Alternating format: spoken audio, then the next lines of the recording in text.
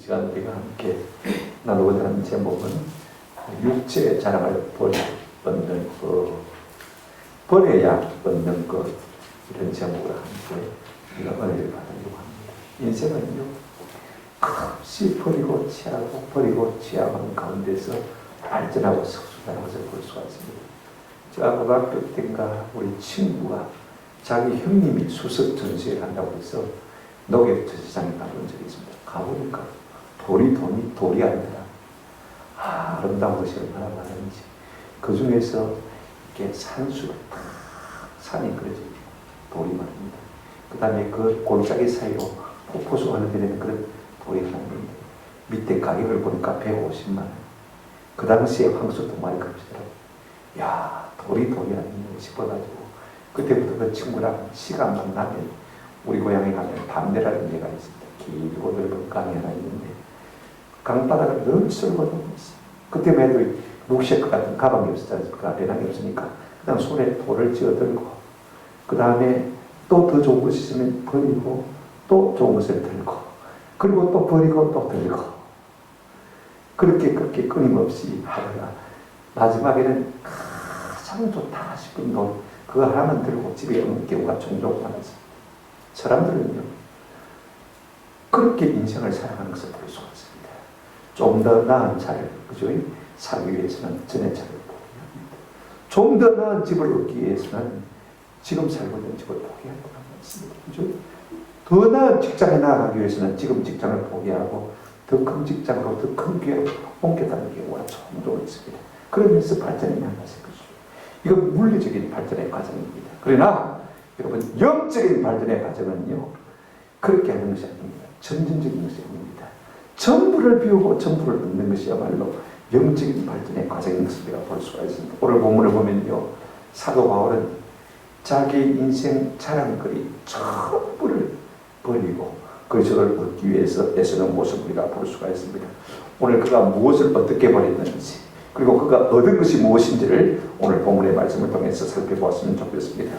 첫 번째로 우리가 생각할 것은, 사도 바울은 인간적으로도 자랑할 것이 참 많은 사람이었습니다. 저야 여러분 앞에 내놓을 것이 없습니다. 그죠? 무슨 이력이 있습니까? 무슨 경력이 있습니까? 아무것도 없습니다. 그러나 사도 바울은 인간적으로도 자랑할 것이 상당히 많은 존재였습니다. 사람은 누구나가 자기 자랑은 다 한 가지씩 있습니다. 자랑이 없는 사람은 죽은 인생이죠. 사람은 자기 자랑 그 긍지로 인생을 사는 것을 볼 수가 있습니다. 바울도 그것이 없는 사람은 아니었습니다. 분명히 있었습니다. 사전에 보면요, 이렇게 말하고 있습니다. 그러나 나도 육체를 신뢰할 만하며, 만일 누구든지 다른 이가 육체를 신뢰할 것이 있는 줄로 생각하면 나는 더욱 그러하리니, 그랬습니다. 누구도 그 사람이 있지만 나는 내 자랑이 훨씬 더 큰 것이 많다, 이렇게 지금 말하고 있는 것을 볼 수가 있습니다. 무엇 때문에 이 말을 하는 것입니까? 지난주에 우리가 생각했듯이 3절에 보면 참 그리스도인, 참 말레당은 어떤 사람이냐, 3절에 세 가지로 말했습니다. 하나님의 성령으로 예배하는 사람, 그죠? 그리스도 예수만 자랑하는 사람, 이 사람이 진짜 그리스도인입니다. 그죠? 그 다음에 세 번째가 뭐냐면 육체를 신뢰하지 않는 사람, 그죠? 육체를 신뢰하지 않는다는 말은 자기 육체의 좋은 요소들을 자랑하지 않는 것을 말하는 것입니다. 그걸 의지하지 않는 사람을 말하는 것을 볼 수가 있습니다.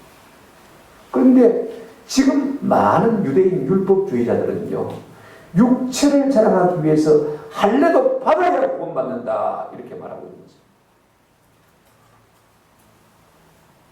그래서 사도 바울은 지금 구원의 진리를 지키기 위해서 그들을 대단히 진노하면서 개라고 말했습니다.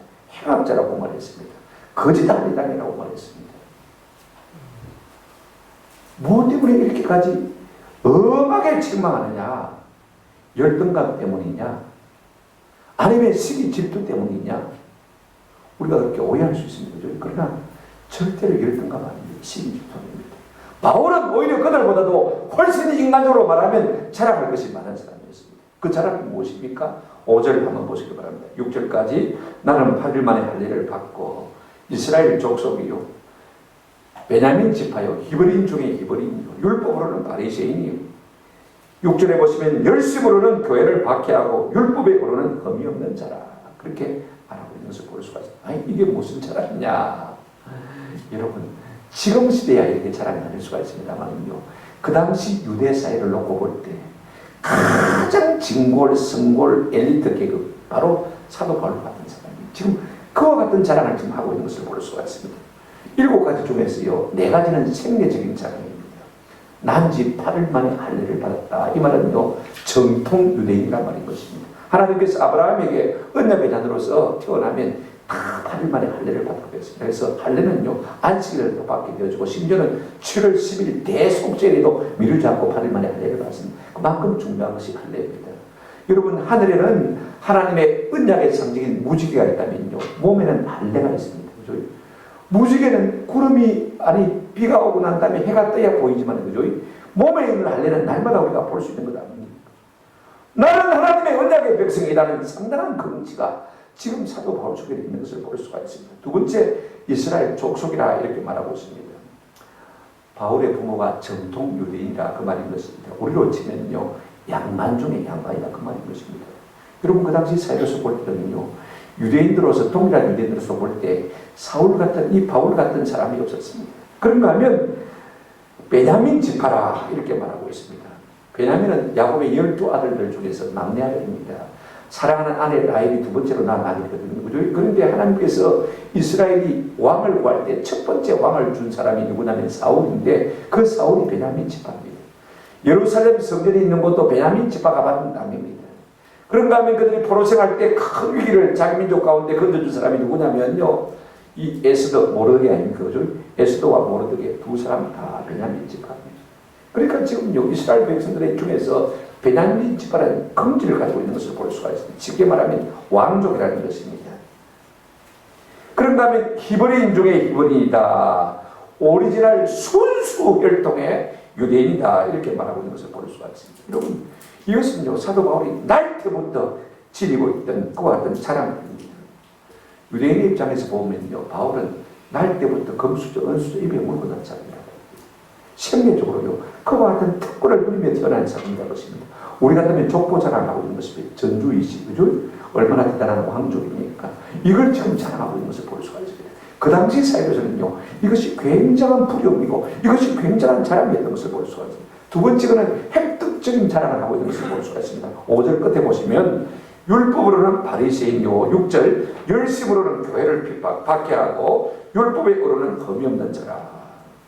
그가 생대적으로 탁월한 환경 가운데서 태어날 뿐 아니라 살면서도요, 모든 유대인들이 부러워하고 존경하는 삶을 살았다. 그 말인 것입니다. 한마디로 말하면 3가지로 말합니다. 뭐라고 말합니까? 율법으로는 뭐요? 바리새인입니다. 유대인들은 율법을 생명처럼 생각합니다. 부족해서 잘 못 지켜서 그렇죠. 누구나가 다 율법을 지키며 살기를 소원하는데, 그 중에서 특별히 율법을 잘 지키려고 애를 쓰던 사람이 누구냐면 바리새인들입니다. 우리 예수님께서 바리새인들의 위선을 자꾸 폭로하고 실책하심으로 말미암아 우리가 바리새인들에 대해서 선입견을 가질 수가 있습니다만요, 원래 바리새인들은 그 정신이 어떻게 하면 우리가 율법을 잘 지켜서 망하지 않는 나라를 만들까? 오직 애국 일념이었습니다. 우리가 율법을 지킴으로 말미암아 하나님 앞에 복을 받아서 다스리는 나라가 망하지 않냐고, 부강한 나라, 하나님의 영광을 드리는 나라가 될까? 이걸 애쓰던 사람이었던 것입니다. 조금 시간이 가면서 변질된 것은 틀림없습니다만, 모든 사람이 율법을 지키려고 하는 가운데서도 잘 안 되지만은요, 이 바리새인들은, 바리새하면 여러분 구약 성경에 보면 브라심, 바알브라심, 바라시 이런 말을 갖다 놓은데, 하나님 이걸 분리했다는 말입니다. 구별했다는 말입니다. 특별히 이스라엘 백성 가운데 구별되어서 율법을 최우선에 두고 살려고 했던 사람들이 이 바리새인. 얼마나 대단합니까? 그렇죠? 할 수만 있으면 내 마음대로 살고 싶은 세상 풍조 가운데서 어떻게 하든지 하나님의 율법을 붙들고 그 율법대로 살아가려고 애를 쓰던 사람이었습니다. 2번째 뭐라고 얘기했습니까? 열심으로는 교회를 박해했다. 그렇습니다. 나중에 사도 바울이 사도행전 22장 이하를 보게 되어지면요, 그가 이렇게 말하는 것을 볼 수가 있습니다. 나는 유대인으로 길리기아 다소에서 났고 이성에서 자라 가말리엘의 문화에서 우리 조상들의 엄한 율법의 엄한 교훈을 받았고 오늘 너희 모든 사람처럼 하나님에 대해서 열심히 있는 자라. 그가 그렇게 살아왔던 것이 사실입니다. 그런데 이게 열심히 있다는 단어는 좀 독특하다는 겁니다. 유대인들은요, 율법을 지켜야 하나님 앞에 인정받는다 그렇게 생각했는데 기독교는 어떻습니까? 율법을 못 지킨다. 못 지킨다. 우리의 죄를 속량해 주시기 위해서 이 땅에 오셔서 십자가에 돌아가신 예수 그리스도를 믿음으로 말미암아 의를 얻는다. 이걸 자꾸 말하니까요, 유대인들의 입장에서 볼 때는 이 기독교인들은 완전히 이단인 거예요. 그러니까 특별히 바리새인의 입장에서 볼 때는 이건 기독교인들은 용납할 수 없는 사람들인 것입니다. 그래서 교회를 박해하기 시작했어요. 박해하면 박해할수록 정통 유대인이 되는 것이죠. 더 인정받는 것이죠. 사람들 앞에서 더 존귀와 영광을 찾는 것이죠. 그래서 그것을 위해서 교회를 박해했다. 그런가 하면요, 놀라운 말을 합니다. 율법의 의로는 뭐가 없다고 했습니까? 흠이 없는 자다. 여러분, 사람이 살면서요, 어떻게 실수가 없을 수가 있겠습니까? 한번 생각해 보십시오.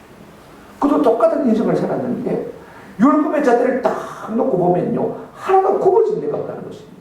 하나도 흠난 데가 없다는 것입니다. 여러분, 그게 쉽지가 않습니다. 얼마나 자기 자신을 쳐서 복종시켰으면 이와 같은 삶을 살았을까? 그러니요, 사도 바울 자신도 긍지를 가질 만합니다. 자랑할 만합니다. 나 같은 사람이 있으면 나와버려. 그래, 얼마든지 그럴 수 있는 사람인 것입니다. 인간적으로 자랑이 많은 사람. 나보다 더 좋은 성공이 있으면 나와봐. 그가 공연히 열등감이나 시기 질투 때문에 유대인들을 질타하는 것은 별단과 아닙니다. 구원의 진리를 바로 세우기 위해서 그와 같이 말하는 것을 볼 수가 있습니다. 그런데도 여러분, 두 번째로 다 생각할 것은요, 사도 바울은 그 같은 인간적인 자랑을요, 자기 손해로 여기서 배설물처럼 버렸다고 말하는 것을 볼 수가 있습니다.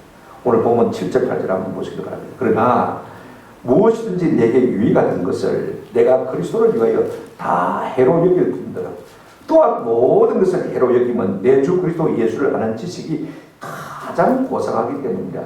내가 그를 위하여 모든 것을 잃어버리고 배설물로 여기면 그리스도를 얻고, 이렇게 말하는 것을 볼 수가 있습니다. 그럼요, 인간적으로 엄청난 자랑이 있습니다. 생대적인 자랑이 있고 획득적인 자랑이 있습니다.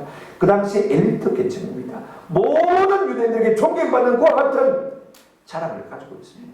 그런데 그는 그 모든 것을 손해로 여기고 배설물처럼 여기서 내가 그것을 버린다라고 말하고 있는 것을 볼 수가 있습니다. 그 이유는 뭐냐? 그리스도만을 얻기 위해서, 그리스도 속에, 예수 속에 생명이 있기 때문에 그렇습니다.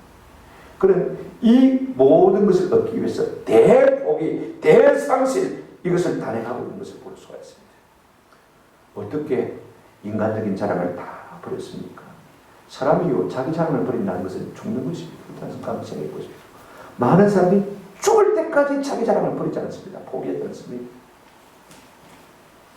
제가 생각하면요, 그리스도인이 된다는 것은 가치관입니다. 획기적인 가치관의 혁명이 없이는요, 우리가 참 거듭났다라고 말할 수가 없는 것입니다. 전에 좋아하는 모든 것들을 이제는 분투와 같이 버릴 수 있는 사람이 누구냐? 그리스도인인 것입니다. 사도 바울은 자기를 자기에게 한 이 모든 자기의 자랑을 분투와 같이 다 버렸어요.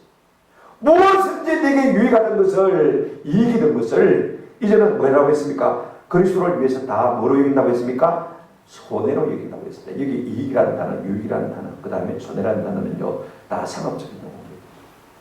상사들은요, 조금의 손해도 용납하지 않으려고. 사람들은 다 이익을 위해서 일하지 않습니까? 데이터 제조를 열심히 딱 계산을 딱 해봤습니다. 가만히 둘 놓고 비교해 봅니다. 내 인간적인 자랑과 예수를 놓고 딱 비교해 보니까 어느 쪽이 더 무거우냐? 예수가 훨씬 더 무거운 것입니다. 내가 현재까지 붙들고 있는 그 모든 큰 엄청난 자랑들, 그건 예수 그리스도 앞에서 아무도 아니라는 것입니다. 그래서 그것들을 뭐로 단정했습니까? 손해로 단정했습니다.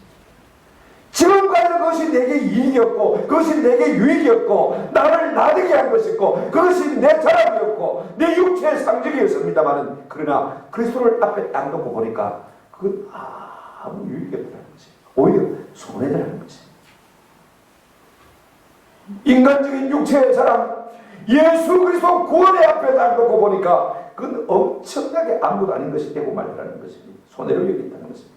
그런가 하면요, 배설물로 여겼다, 그렇게 말하고 있습니다. 여러분 보십시오. 8절에 보시면 또한 모든 것을 해로 여기면 내 주 그리스도 예수를 아는 지식이 가장 고상하기 때문이다. 내가 그를 위해 모든 것을 잃어버리고 뭘로 여겼다고 했습니까? 배설물, 스키바다란 말은 음식 지금 그 다음에 아니면 똥, 그죠? 두 가지를 말하는 것입니다. 여러분, 똥이든지 음식 쓰레기든지 찌꺼기든지요, 집안에 가까이 두는 사람 없습니다. 다 버립니다. 유해한 것이기 때문에 다 버립니다. 우리 집 100마리 딱 들었으니까요, 며칠 동안 막 고기 썩는 냄새가 진동을 하고 있습니다. 아마 추석에 가면서 음식 쓰레기를 갖다가 쓰레기통에 못 넣고 집 앞에 다 두서 아마 썩는 냄새가 난 거예요. 며칠 동안 빠지지 않고요, 코를 못 들 정도. 여러분, 음식 찌꺼기 쓰레기, 그죠? 누가 아까운 사람 아무도 없습니다. 똥을 가까이 두고 있는 사람 아무도 없습니다. 아니 여러분, 구태여 꼭 그럴 필요가 뭐가 있습니까? 한번 생각해 보십시오. 내가 서울대학을 나왔습니다. 내가 하버드 박사학위를 받았습니다. 부모로부터 좋은 지위를 물려받았습니다. 그죠? 그 다음에 명예를 가지고 있습니다. 좋은 부를 가지고 있습니다. 여러분, 구태여 그것을 똥으로 여기고 음식 찌꺼기로 여길 필요 없지 않습니까? 그죠? 두고 있으면 괜찮잖아요. 그죠? 예수 믿고 그것도 가지고 있으면 좋잖아요. 그런데 사도 바울은 뭐라고 말하고 있습니까? 그걸 손해라고 말하고 있습니다. 왜 손해일까? 내가 그걸 애지중지 붙들고 있는 순간 그리스도를 온전히 내 속에 영접할 수 있습니까? 없습니까? 내가 그것을 붙든 만큼 그리스도를 내 속에 들일 수가 없는 것입니다. 다 버리면 다 버릴수록 예수 그리스도를 온전히 내 속에 모실 수가 있는 것입니다. 그러니까 옛사람들, 이것들을 사도 바울은 손해로 여겼다, 그렇게 말하고 있습니다. 또 하나, 왜 손해를 여길 수밖에 없느냐면요, 바울은 선교사인데 좀 사명을 감당해야 될 사람입니다. 하나님께서 이방인을 위하여 택한 나에 뭐라고 했습니까? 그것이라 사도 바울을 부르면서 그렇게 말씀했습니다. 여러분, 이방인을 위한 선교사로 나아갈 때 내가 서울대학, 하버드대학 나가는 것이 뭐가 중요합니까? 그죠? 그런 것 때문에 내가 선교지에 가서 그 선교지 사람들에게 교만하면 어떻게 되겠습니까? 저 인간 같지도 않은 인간들을 내가 데리고 선교해야 되냐? 마음속에 그런 생각을 하고 살면요, 선교가 되겠습니까? 생각해 보십시오. 가만히 따져보니까 내 인간적인 자랑이 그리스도를 온전히 설하는데도 손해가 되어지고, 내가 사명을 감당하는데도 인간적인 자랑이 뭐가 됩니까? 손해가 됩니다. 여러분, 교회 생활할 때도 마찬가지입니다. 내가 뭐니 하고 교만해버리면요, 사람들이 되게 가까이 하지 않습니다. 외롭습니다. 고독합니다. 그죠? 그러면요, 내가 온전한 신앙생활을 할 수가 없는 것입니다. 서로 내버리고 함께 어울리고, 그죠? 함께 화목하고 잘 지낼 때 영육 안에 우리가 성장할 수 있는 것이지, 내가 교만해서 내 따로 있다고 해서 내가 성장하는 것은 결단코 아닌 것입니다. 그러니까 사도 바울이 생각하기에 이건 내게 손해다. 우리 같으면 손해가 아닌데, 그거 두고 있어도 괜찮은데, 예수도 믿고 그것도 두고 있으면 괜찮을 것 같은데, 근데 사도 바울은 그렇게 말하고 있지 않습니다. 손해로 생각하고 있는 것을 볼 수가 있습니다. 내가 배운 것이 어떻고, 내가 가진 것이 어떻고, 내가 잘난 것이 어떻고 하면서 교만한 사람들, 우리 주변에 선이 볼 수 있지 않습니까? 그런 사람들은요, 진짜 예수를 믿기가 참 쉽지 않아요. 그런 사람들은 참 사람을 사랑하기가 쉽지가 않습니다. 그런 사람들은 사람의 영혼을 주기로 인도하기가 쉽지가 않은 것입니다. 우리 주께서 우리에게 주신 생명을 취하는 일에도 내 가진 인생적인 자랑은 손해요. 내가 사명을 감당하는데도 내가 가진 인간적인 자랑은 손해라고 지금 그렇게 고백하고 있는 것을 볼 수가 있습니다. 그래서 그 엄청난 자랑을요, 뭐와 같이 버렸다고 했습니까? 배설물과 같이 버렸다, 그렇게 말하고 있습니다. 참 대단한 거예요. 여태까지 내가 노력해서 취한 모든 것들입니다. 얼마나 귀하고 아까운 것입니까? 그죠? 이걸 배설물처럼 여기다니 말이 됩니까? 뭐 때문에 그렇게 했다고 말하고 있습니까? 보십시오. 내 주 그리스도 예수를 아는 지식이 가장 많기 때문이라 고상하는 겁니다. 예수보다 더 귀한 것이 없기 때문에. 사도 바울은 언제 이 사실을 깨달았을까? 그가 교회를 비방하기 위해서 대제사장의 공문을 받아가지고 저 다메섹에 교회를 비방하기 위해서 나가다가 다메섹 도상 그의 정원 때 말입니다. 부활하신 예수님을 만나게 되었어요. 많은 빛과 함께. 그는 그 앞에서 꼬꾸라지고 말았습니다. 주여 누구십니까? 그때 우리 예수님 말씀하셨습니다. 나는 네가 비방하는 예수라. 네가 예수를 비방한 적 없는데요.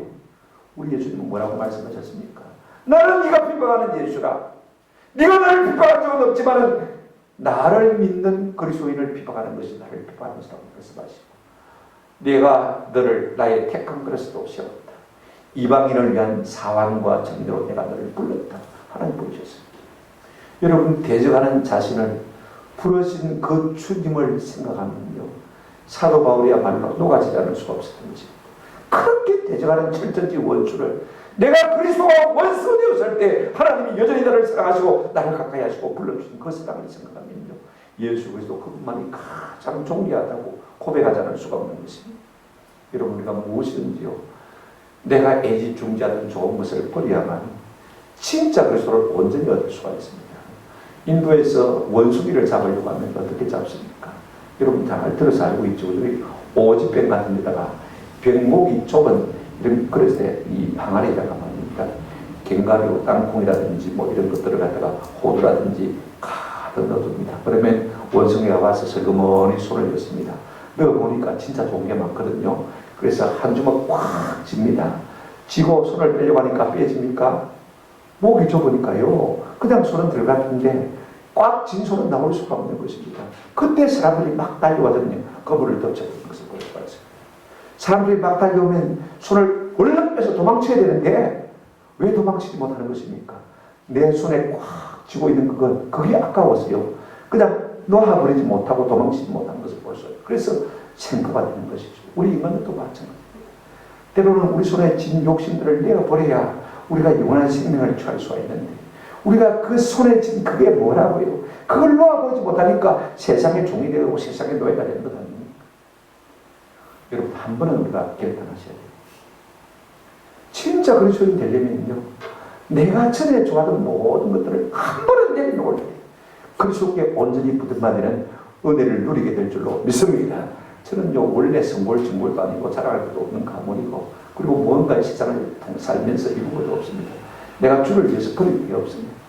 그래서 나는 내 자유, 내가 누려주는 향유, 이런 것들을 자꾸 버리려고 애를 씁니다. 내가 마땅히 할 수 있는 것이지만 내가 포기할 때가 참 많아요. 내가 10만 원 포기하면 하나님께서 10만 원 이상으로 위로해 주시고 상 주시고 보상해 주는 것을 봤는데, 내가 100만 원 포기하면 하나님께서 100만 원 이상의 것을 채워주시고요, 더 큰 위로를 주시는 것을 볼 수가 있습니다. 내가 내버릴 것이 없으니까 지금 내가 누릴 수 있는 것을 내가 포기하고 내놓으면 하나님께서 자꾸 그만큼 사랑을 주시고 은혜를 주시고 누리게 하시는 것을 느낄 수가 있습니다. 그분이 훨씬 더 큰 분입니다.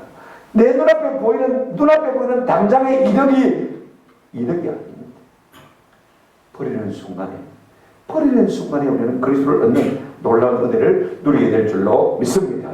마태복음 13장 44절 46절 보면 우리 예수님 이런 비유를 말씀하셨습니다. 천국에 대한 비유인데요, 천국은 마치 밭에 감추인 보화와 같으니 사람의 일을 발견한 후 숨겨두고 기뻐하여 돌아가서 자기의 소유를 다 팔아 그 밭을 샀는다. 어떤 사람 소당농인 줄줄 그가 남의 밭을 갑니다. 가다 보니까요, 전기 밑에 뭐가 걸려요. 뭐지 싶어서 가보니까 보물상자들이 있는 거예요. 얼른 덮었습니다. 그리고는 집에 가서는 아내와 얘기했습니다. 이거 팔자, 저것도 팔자, 저 밭 사야 됩니다. 다 말해버리면 소문나니까 안 되니까 그죠? 야, 저 밭을 꼭 사야 됩니다. 그래서 다 팔아서 밭을 샀습니다. 밭이 필요해서 밭을 산 게 아닙니다. 그죠? 그 속에 뭐가 있습니까? 보화가 있습니까? 그 보화가 누굽니까? 무엇입니까? 예수 그리스도. 여러분, 우리가요, 진짜 예수 그리스도가 소중한 분이라면 우리의 모든 것을 포기하고 그분을 얻는 분입니다. 지금 사도 바울은 뭐라고 말하고 있습니까? 예전에 줬던 모든 인간적인 자랑들 그거 다 내려놓았습니다. 그거 가지고 있으면요, 평생 동안 잘 먹고 잘 삽니다. 인정받고 존경받고 칭찬받고 그죠? 얼마든지 행복하게 살 수가 있습니다만, 그러나 예수 그리스도를 얻기 위해서 나는 그 모든 것을 다 내려놓았다. 나는 버렸다. 이렇게 말하고 있는 것을 볼 수가 있습니다. 예수 안에 무엇이 있기에 사도 바울은 예전에 좋아하는 모든 자랑을 다 포기할 수 있습니까? 그의 기득권을 포기할 수 있습니까? 그가 누릴 수 있는 얼마든지 좋은 것들을 포기할 수 있습니까? 여러분, 예수 안에는요, 길이 있습니다. 예수 안에는 진리가 있습니다. 예수 안에는 생명이 있습니다. 예수 안에는 영원한 생명이 있습니다. 예수 안에는 결코 정죄함이 없습니다. 예수 안에 있으면 새로운 피조물이 될 줄로 믿습니다. 디모데후서 2장 10절에 보게 되어지면요, 예수 안에 뭐가 있냐면 이런 게 있습니다. 한번 따라합시다. 구원이 영원한 영광과 함께. 예. 보십시오. 디모데후서 2장 10절을 보면, 그러므로 내가 택함받은 자들을 위하여 모든 것을 참으면 그들도 그리스도 예수 안에 있는 구원을 영원한 영광과 함께 받게 하게 합니다. 예수 그리스도 안에 뭐가 있습니까? 보십시오. 예수 안에 있는 구원이 있는데 그 구원을 영원한 영광과 함께 받게 하려 합니다. 예수 안에 구원과 함께 영원한 영광이 있는 것을 볼 수가 있습니다. 아멘. 우리는 이 땅의 영광이 전부라고 생각합니다. 이 땅의 부가 전부라고 생각합니다만 그렇지 않습니다. 예수 안에는 구원과 함께 영원한 영광이 함께 있는 줄로 믿습니다. 이걸 우리가 알면요, 세상의 모든 것을 다 내려놓을 수밖에 없는 것입니다. 세 번째로 우리가 생각할 것은, 사도 바울은 사람들이 그토록 애지중지하는 인간적인 자랑, 생리적인 혹은 치력적인 획득적인 유익들을 손해로 혹은 배설물로 버린 다음에 그가 얻으려 한 것이 무엇입니까? 9절 한번 보시기 바랍니다. 이렇게 말하고 있습니다. 그 안에서 발견되려 함이니 내가 가진 은은 율법에서 난 것이 아니요 오직 그리스도를 믿음으로 말미암은 것이니 곧 믿음으로 하나님께로부터 난 거라. 이렇게 말하고 있습니다. 지금 바울이 이 모든 것을 포기하고 그가 얻은 것이 뭐냐, 그리스도 안에 있는 것이 무엇이냐면요, 한번 합시다. 하나님의 여태까지 사도 바울은 율법을 지켜서 율법의 의를 이루려고 했습니다. 무슨 말이냐면 자기 행위를 통해서 하나님 앞에 인정받으려고 했습니다. 왜냐하면 율법의 정신은 그렇습니다. 행하라 그러면 살리라. 율법은 끊임없이 우리에게 행해라 그러면 살리라 말씀하고 있습니다. 그런데 사람이요, 아무도 죄 가운데 사는 인생이 율법을 제대로 행할 수 있는 사람이 없습니다. 그런데도 불구하고 왜 하나님께서 율법을 행하라 그러면 살리라고 말씀하십니까? 살고 애를 치봐도 안 되더라는 것입니다. 발부동을 치봐도 좌절하고 절망할 수밖에 없더라는 것입니다. 아하, 내 인생의 한계가 이것이구나. 하나님께서 이것을 깨닫도록 하시기 위해서 우리에게 율법을 주신 것을 볼 수 있습니다. 그래서 내가 아무리 발부동 치도 나는 율법을 지킬 수 없구나. 절망하고 좌절하고 그 절망과 좌절 가운데서 참 생명이고 참 빛인 예수 그리스도로 붙들도록 하기 위해서 율법을 우리에게 주신 것입니다. 아, 우리 인생은 절망 덩어리구나. 그 절망 끝에 결국은 생명의 빛을 붙들도록 하시기가 바로 그래서 율법을 주신 것입니다. 이게 율법의 기능인 것입니다. 그래서 우리가 로마서 3장 20절에 보면 그러므로 율법의 행위로 그의 앞에서 어렵다 하심을 얻을 육체가 없나니 율법으로는 뭘 깨닫는다고요? 죄를 깨닫는다. 율법이 자꾸 우리 앞에 있어가지고 우리 죄를 생각하게 하는 거예요. 그때마다 우리는 좌절하고 절망하고 탄식하는 거예요. 구원의 길을 사모하게 되는 겁니다. 내가 죄인이구나. 그래서 예수 그리스도 그분의 구원을 갈망할 수밖에 없는 거죠. 사도 바울은 여태까지 자기 행위를 보죠. 자기 의로 자기 공로로 하나님 앞에서 의롭다함을 얻으려고 했습니다만, 예수를 발견한 다음부터는요, 이게 아니라는 사실을 깨닫지 않은 것을 볼 수가 있습니다. 그래서 뭘 이제는 붙들게 되었습니까? 오직 그리스도를 믿음으로 말미암은 것이니 곧 믿음으로 하나님께로부터 난 거라. 9절에 그렇게 말하고 있습니다. 내가 획득한 것이 아니고 내가 쟁취한 것이 아니고 내가 어떻게 행해서 만들어낸 의가 아니고 하나님께서 내게 덧입혀 주시는 그 의를 내가 이제는 덧입기를 원한다라고 말하고 있는 것을 볼 수가 있습니다. 내게 무슨 어려운 행위가 있어서 그런 것이 아닙니다. 내가 무슨 잘난 것이 있어서 그런 건 아닙니다. 내 인생에 좋은 사람이 있어서 그런 것이 아닙니다. 아무것도 없음에도 불구하고 내가 하나님과 원수되었을 때도 주님이 나를 사랑하셔서 예수 십자가에 돌아가게 하심으로 말미암아서 그죠? 그래서 그 십자가의 공로를 믿음으로 말미암아 구원을 얻게 하신 그 의를 그가 드리기를 원한다고 말하고 있는 것을 볼 수가 있습니다. 로마서 3장 22절 보시면 곧 예수 그리스도를 믿음으로 말미암아 모든 믿는 자에게 미치는 하나님의 은이 차별이 없느니라. 24절 그리스도 예수 안에 있는 속량으로 말미암아 하나님의 은혜로 값없이 어렵다 하심을 얻은 자 되었느니라. 이제는 내가 정치한 것이 아니라 하나님의 은혜로 말미암아 값없이 구원받는 그 하나님이 덧입혀 주시는 그 은혜, 그 하나님의 은을 내가 드리기 위해서 내가 모든 것을 버렸다라고 말하고 있는 것을 볼 수가 있습니다. 여러분, 중요한 것은 이것입니다. 사람이 어렵다 하심을 받는 것은요, 율법의 행위에 있지 않습니다. 오직 믿음으로 되는 줄을 우리가 안다. 사도 바울은 그렇게 늘 고백하고 있습니다. 로마서 4장 1절에 보면 만일 아브라함이 행위로서 어렵다 하심을 받았으면 자랑할 것이 이스라엘이와 하나님 앞에서는 없느니라. 내가 행위로서 하나님을 기쁘시게 할 수 없다는 것입니다. 아브라함이 하나님을 믿음의 의로 여기셨다. 창세기 15장에 그렇게 말하고 있습니다. 갈라디아서 2장 16절 말씀 참 중요한 말씀이었습니다. 한번 여러분 화면을 보시기 바랍니다. 같이 한번 읽어보실까요? 시작. 사람이 어렵게 되는 것은 율법의 행위로 말미암음이 아니요 오직 예수 그리스도를 믿음으로 말미암는 줄 알므로 우리도 그리스도 예수를 믿나니. 그 다음에 계속해서 이는 우리가 율법의 행위로서가 아니고 그리스도를 믿음으로써 어렵다함을 얻으려 합니다. 율법의 행위로서는 어렵다함을 얻을 육체가 없느니라고 했습니다. 지금 사도 바울은 구원 얻을 수 없는 자기의 육체의 행위를 가지고 구원 얻으려고 팔부둥치 왔던 것입니다. 그러나 이제는 예수를 발견한 다음은 그 모든 것을 다 깨끗이 되어왔습니다. 여러분, 우리의 행위가 아닙니다. 우리의 공로가 아닙니다. 예수님께서 우리를 위해서 십자가에 돌아가심으로 말미암아 우리의 모든 희생제물이 되어주는 그 공로를 우리가 믿기만 하면요, 이것이 우리에게 의가 되어주는 줄로 믿습니다. 그러니까 자력 종교가 아닙니다. 우리 기독교는 타력 종교입니다. 타력 구원입니다. 주 예수로 말미암아 우리가 구원을 얻는 것이죠. 에베소서 2장 8절에 이렇게 말하고 있습니다. 너희는 그 은혜에 의하여 믿음으로 말미암아 구원을 받았으니 이것이 너희에게서 난 것이 아니요 한번 따라합시다. 하나님의 선물이라. 하나님의 선물. 선물을 받아들고 우리가 기뻐하고 그분께 감사하고 영광을 돌리면 되는 것입니다. 저는요, 누가복음 15장 탕자의 비유가 이 사실 우리에게 가장 리얼하게 또 드라마틱하게 잘 보여주는 그림이라고 생각되었습니다.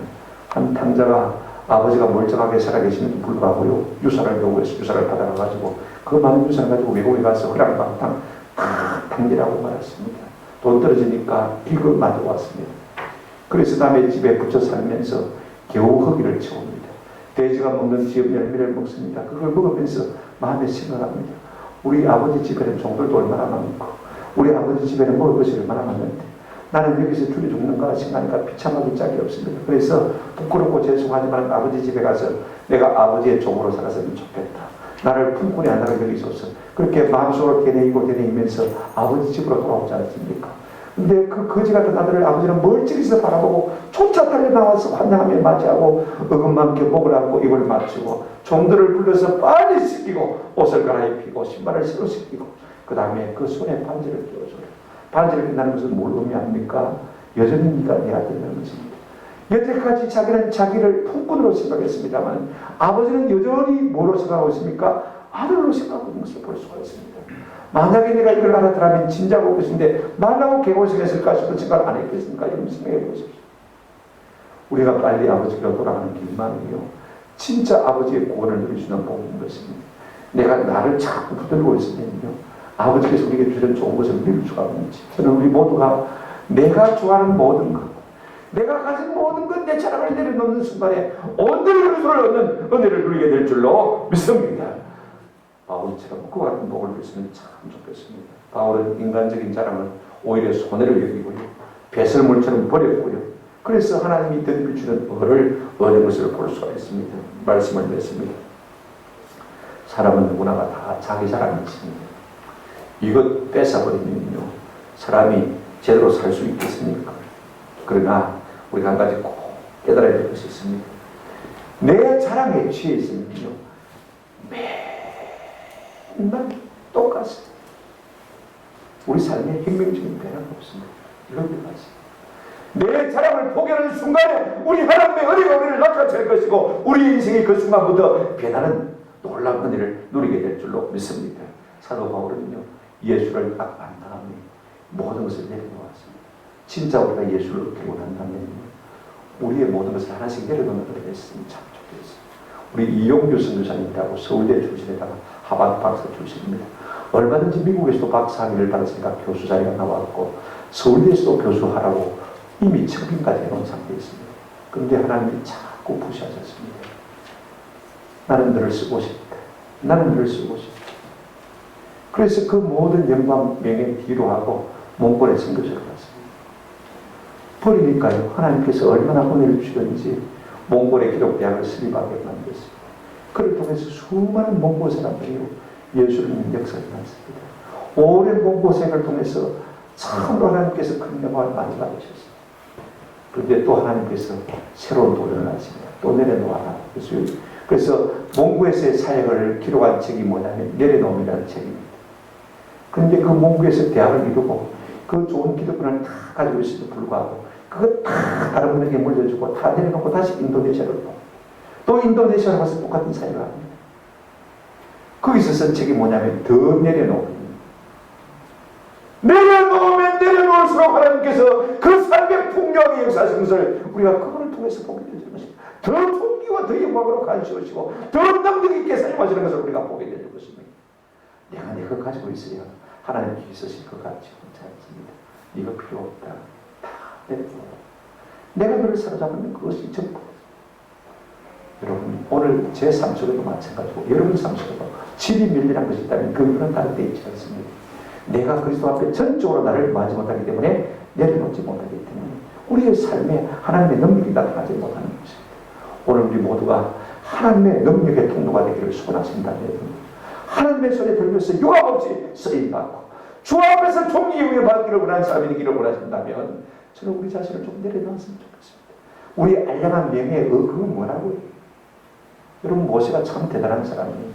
그가 무슨 여인에 처했을 때 남도 아니고 자기 누이 미디안이 누나 미디안이요 자기 형 아론이 비방하고 나섰습니다. 그럼에도 불구하고 모세는 아무 말이 없습니다. 갖다붙은 말이 없습니다. 우리 같다면 이제 한번 안 가보면 알겠습니까? 내가 잘못된 걸 어떡하나.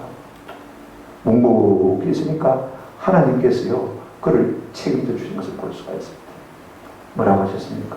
모세야 아론과 미디안 불렀습니다. 하나님께서 아론과 미디안에게 뭐라고 말하고 있습니까? 내 종 모세는 그 온유함이 지금의 가장 선한 자다. 그런 모세를 너희가 감히 비방해. 하나님께서 이 아론과 미디안 앞에서요 모세를 가장 온유한 자로 탁 올려주셨습니다. 그리고 내가 쓰는 종을 너희가 비방해 마음대로. 하나님께서 마치 침을 뱉는 것처럼 미리암의 얼굴에 침을 뱉었습니다. 그랬더니 일주일 동안 뭐가 바랬습니까? 나병이 바랬지. 내려놓으면요 하나님께서 그 다음에 역사하시는 것을 볼 수가 있습니다. 내 억울한 문제도 하나님께서 해결해 주시는 것입니다. 하나님께서 보상해 주시는 것입니다. 아멘?